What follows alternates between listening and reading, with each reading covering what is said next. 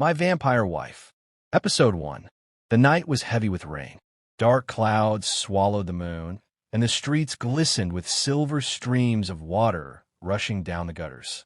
Raymond sat at his office desk far too long, drowning in paperwork.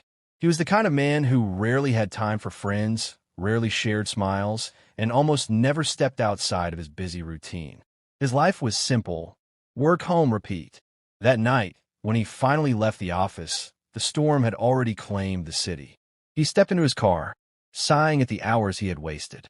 The rain hammered against the windshield, so thick he could barely see the road.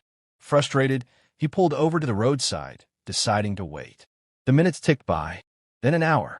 The rain eased at last, and Raymond continued the lonely drive home. But fate had a different plan. Only a few kilometers from his house, his car jolted. A loud hiss followed. One of his tires had burst.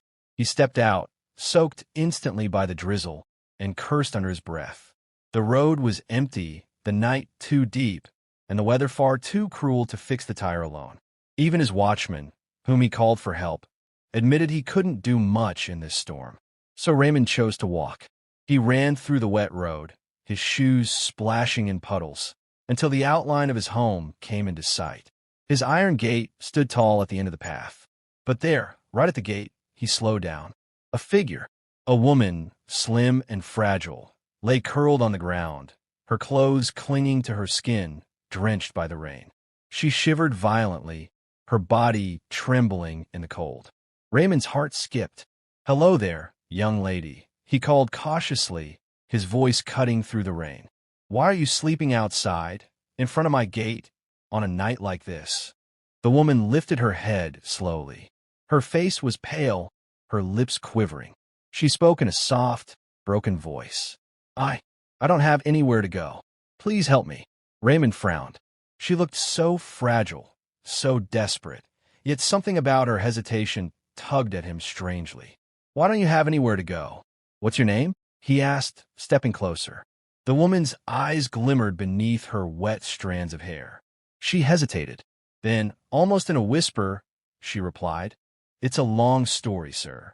Please help me. I will tell you everything, but not tonight." Raymond studied her, unsure whether to trust. The night was dangerous, and he was not a man who welcomed strangers easily. But the way her voice cracked, the way she shivered in the rain, he couldn't turn away. At last he sighed. "All right, come in." The watchman, equally puzzled, opened the gate. Together they stepped inside. Raymond handed her a blanket and guided her to the guest shower, placing a clean set of clothes at the door. She nodded faintly, her eyes lowering in gratitude, though still unreadable. Later, dressed in his spare clothes and wrapped in warmth, she sat silently at the dining table. Raymond busied himself in the kitchen, cooking a simple meal.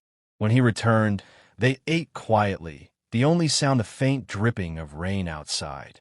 Afterward, he showed her to the guest room. She turned at the doorway, her lips parting as though she wanted to say more, but she didn't. Instead, she whispered only one word: "Thank you." Raymond gave her a small nod. "Rest well." He closed the door gently behind her. As he walked back to his own room, his mind echoed with the strange events of the night. He should have felt uneasy. He should have felt cautious. Yet, for reasons he couldn't explain, Raymond felt something else, an unfamiliar warmth.